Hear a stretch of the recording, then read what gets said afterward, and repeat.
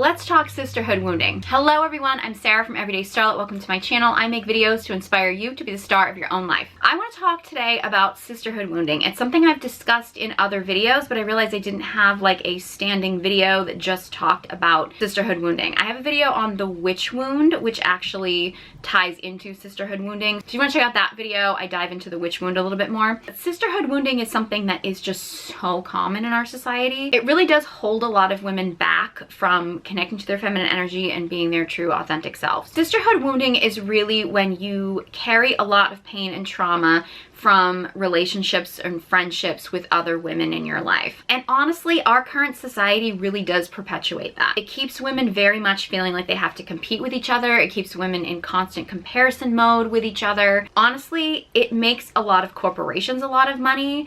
It gives a lot of men a lot of power over us, because when women connect together in sisterhood, we are so powerful. And feminine energy is about sisterhood. I know there's a lot of people out there that think that women are just naturally competitive with each other. We're not naturally competitive with each other. Masculine energy is competitive, and competition for men is actually super healthy, even in, friendships and, relationships with other men. Competition in women is not really beneficial for us. It doesn't work the same way in feminine energy as it does in masculine energy. So men having a healthy competition with each other in their friendships and in the world is actually very healthy and motivates them, provided they're connected to it in a healthy way. Obviously, if their masculine energy starts to get into wounding, or they start to get into victimhood or things like that, that's where it gets unhealthy. But I'm not going to dive into that in this video because I want to keep it to sisterhood wounding. For women, competition is not really normal when we're in our feminine energy. Feminine energy is actually about community, connection, sisterhood. It's not about competition. So when you're feeling like you have to compete with another woman,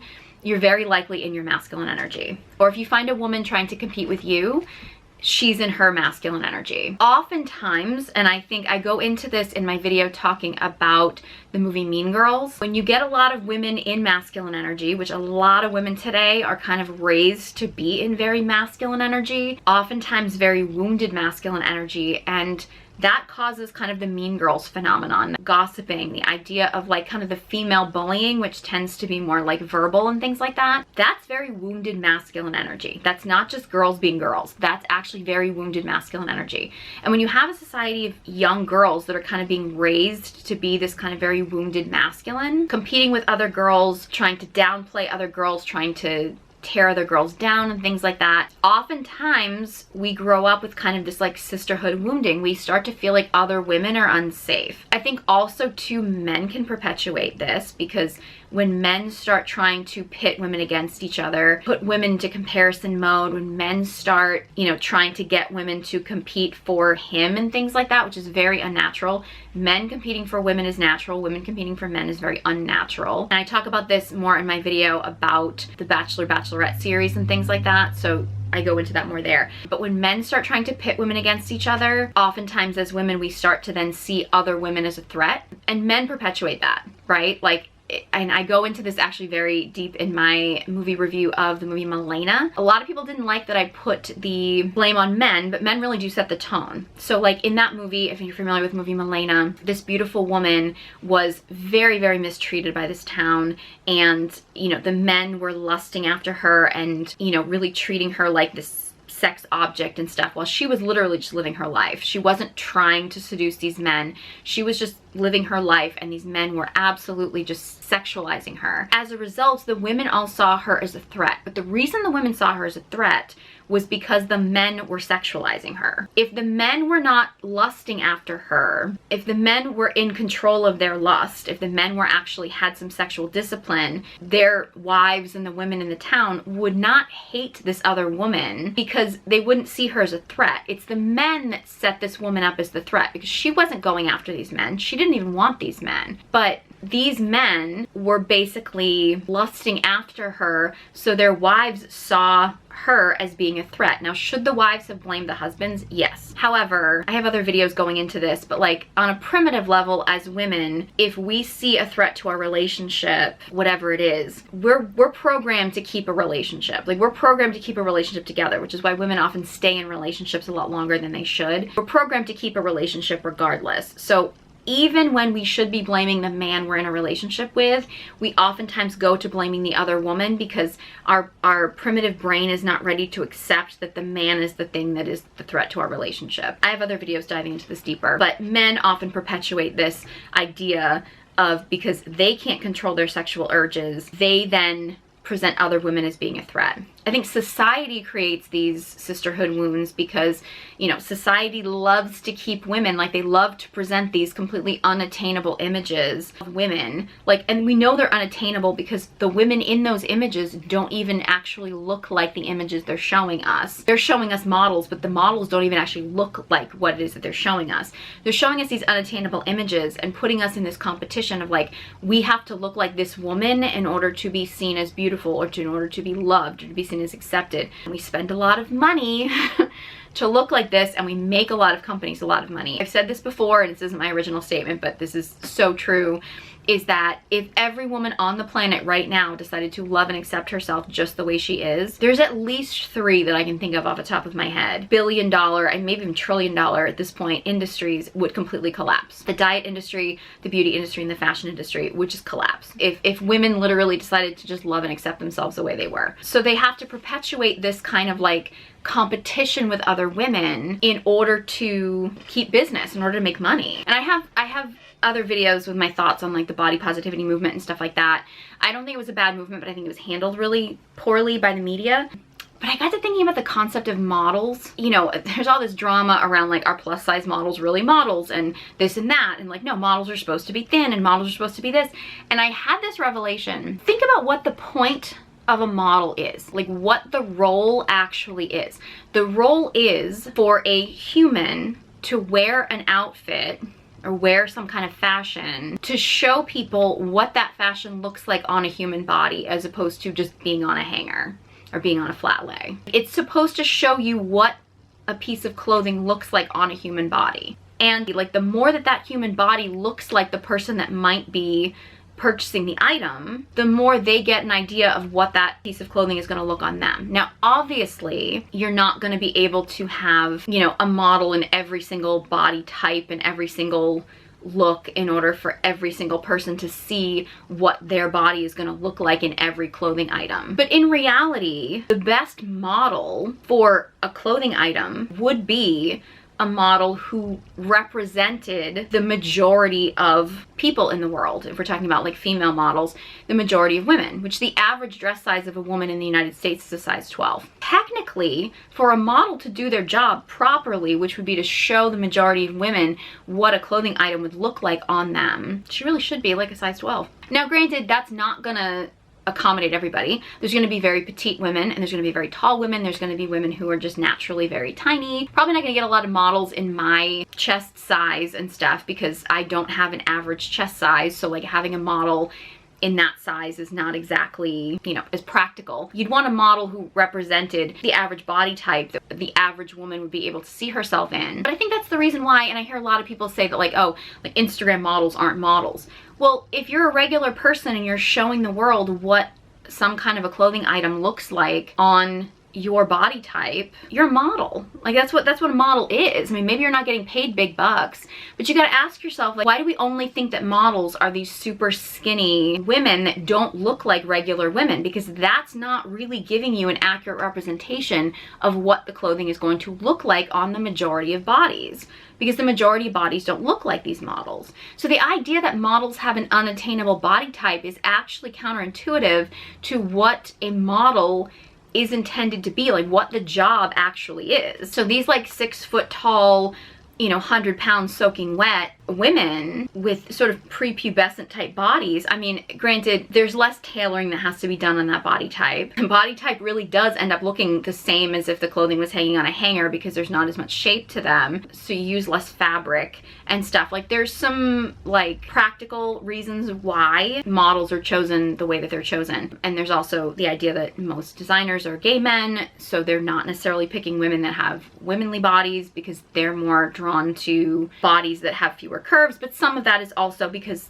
tailoring is way easier on women that have less curves, and you know, it's less time, it's less fabric and things like that. I mean, there's other reasons for that, But for a model to really be doing their job, they would really have a much more average body that the majority of women could relate to. But that's not the body type you see in most models. I know that's a tangent, but like if you think about it, models should not be creating sisterhood wounding or competition with each other, because that's not their intent. Like their intent is not to look a certain way for men to lust after them. Their intent is not to look a certain way so women can chase that body image. That's something that's been created. The concept of what a model's job is would be to show women what clothing looks like on the average body. So yeah, that was a tangent I just had to go on because I had to go on a rant. There's also the concept of like guy pretty and girl pretty that I have a revelation about, but I'm going to go into that in another video because that's a whole other tangent. But women are intentionally pitted against each other in society for many reasons, because women are incredibly powerful when we actually come together in sisterhood.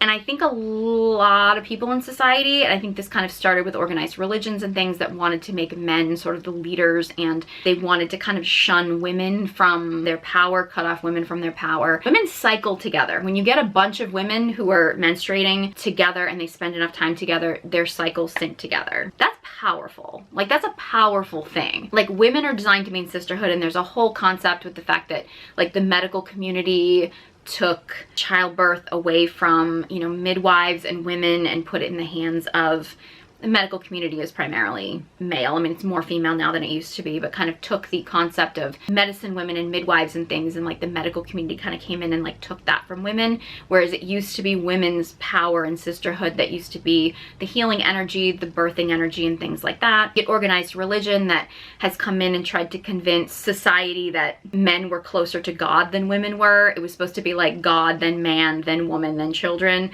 when it's like women are actually the ones that bring new souls into the world. So the concept that men would be more connected to a higher power than women would be is kind of crazy. Again, I'm not trying to knock anybody's religion or anything like that, but I do think some of these things they're fair to look at, right? Like this concept that we're taking away women's power. When women get together and we join together and we remember our power, we're very, very strong, powerful beings. Feminine energy is very powerful. Feminine energy is nature.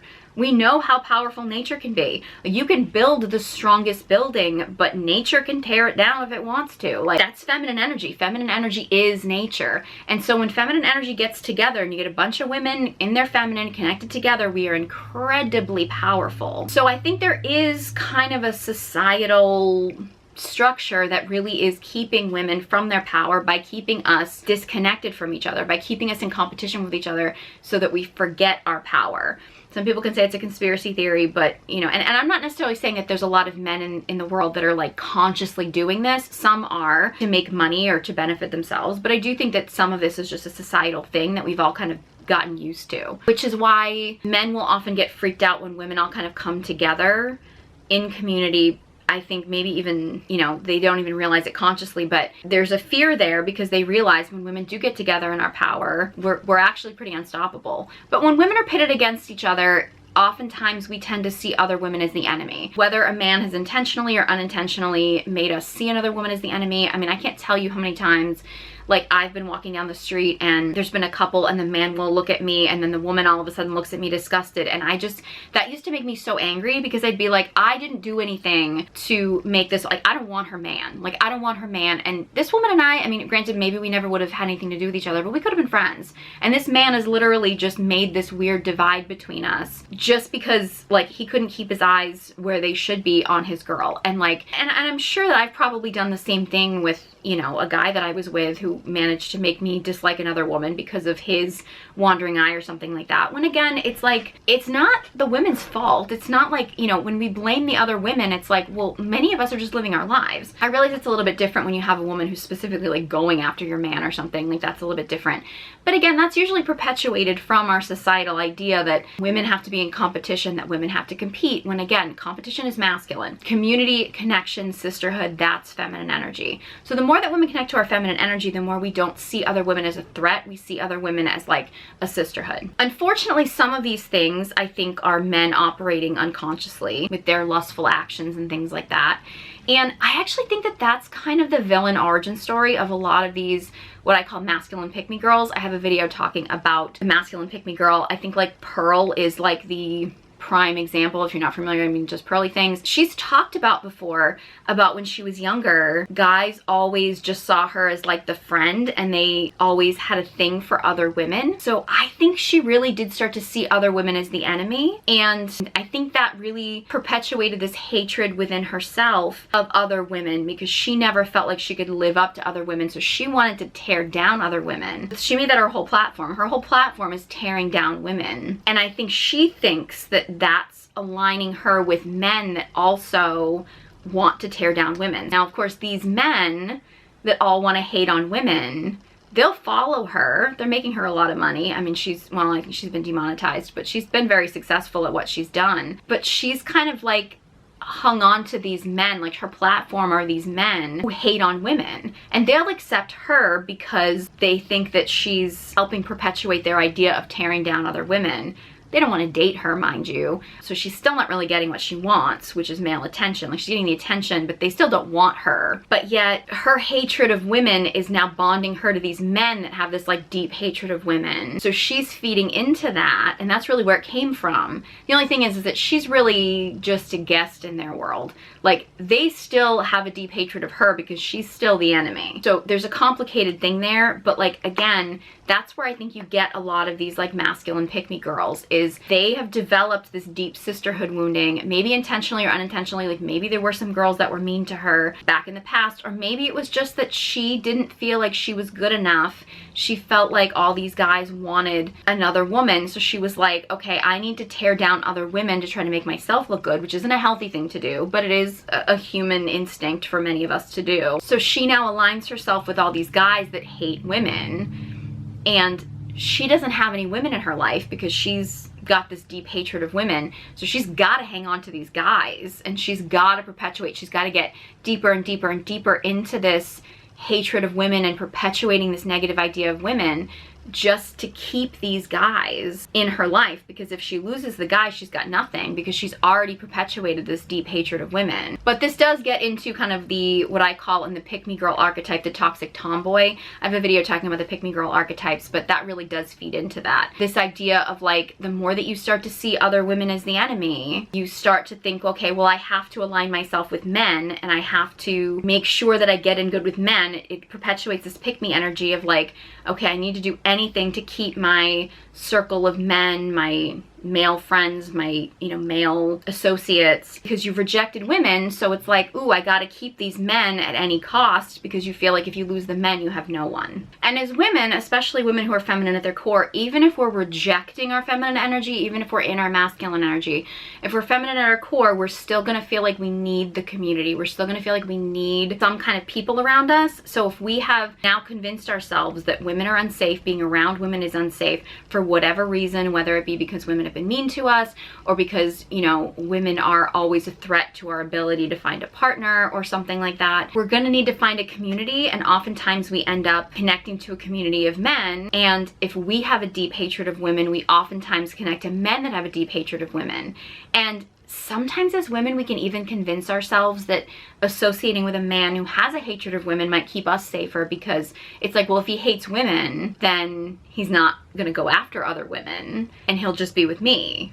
But for one, he's gonna hate you because you're a woman. Even if he's like, oh, you're different, his hatred of women is gonna come out. Like, it's not gonna go away. And just because he has a hatred of women doesn't mean he's not gonna try to fool around with other women. Learned that lesson the hard way, unfortunately, too many times. Because I will admit, I used to feel like, okay, if I was with a guy who seemed to have like a hatred of women, he wouldn't want to be with any other woman. And if he liked me, then he would only like me. I'd be the only woman he'd like.